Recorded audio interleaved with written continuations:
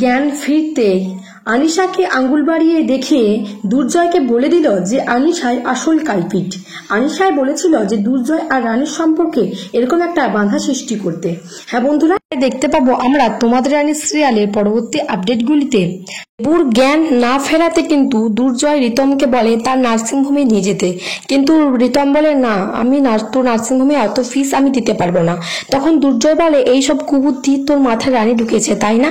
তারপরে রানী চলে আসে আর বলে হ্যাঁ আমি বলেছি, কারণ রিতম তার অত ক্ষমতা নেই অত ফিস দিয়ে ওইখানে তো ভর্তি করার।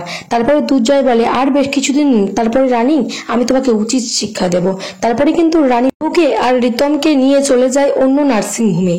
সেই ফাঁকে কিন্তু আনিশা চলে যায় পিকলুর কাছে, আর পিকলুর ক্ষতি করার চেষ্টা করলে তখনই কিন্তু পৌঁছে যায় ওখানে দুর্জয় আর বলে আনিশা।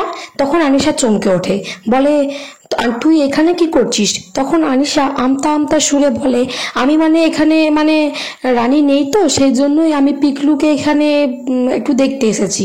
তখন দুর্জয় বলে ও বেশ ঠিক আছে। তারপরে কিন্তু সেখান থেকে আনিশা চলে যেতে তখনই কিন্তু পিকলুর জ্ঞান ফিরে আসে আর দুর্জয় বলে যে দেখ আনিশা দেখ পিকলুর জ্ঞান ফিরছে, পিকলুর জ্ঞান ফিরছে। তারপরে কিন্তু পিকলু হাতে আঙুলটা বাড়িয়ে পদে আনিশার দিকে কি একটা বলতে যায়, তারপরে কিন্তু পিকলু আবার অজ্ঞান হয়ে যায়। তখন দুর্জয় বলে কি ব্যাপার আনিশা, তোর দিকে পিকলু তাকিয়ে থাকলো তার মানে? তখন আনিশা বলে আমি কি করে জানবো আমার দিকে কেন আঙুলটা বাড়ালো। তারপরে কিন্তু দুর্জয় ফোন করে রানীকে আর বলে যে পিকলুর হাতে পায়ে একটু সাড়ে এসেছে, আর রানী আনিশাকে দেখাচ্ছে পিকলু আঙ্গুল বাড়িয়ে। তো বন্ধুরা, তাহলে কি দুর্জয় বুঝতে পেরে গেল যে আনিশাই আসল কালপিট, আর রানীও কি এবার বুঝতে পেরে যাবে যে আনিশাই আসল কালপিট?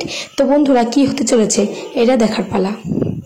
এটা ভালো লাগে চ্যানেলটিকে সাবস্ক্রাইব করে পাশে থাকুন। ধন্যবাদ বন্ধুরা, নিয়ে আসছি অন্য কোনো আপডেট নিয়ে। ধন্যবাদ, ভিডিওটা এ পর্যন্তই।